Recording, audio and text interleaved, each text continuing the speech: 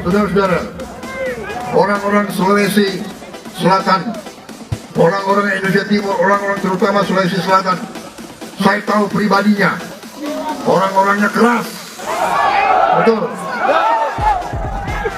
Tapi orang-orangnya berani, betul.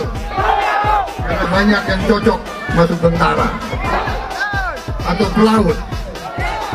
Gak ada orang penakut mau jadi pelaut, betul.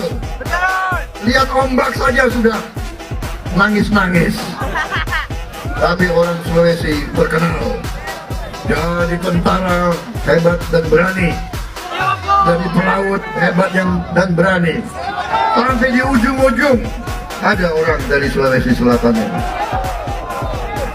Saya pernah tugas di Papua, di daerah terpencil, gak ada manusia.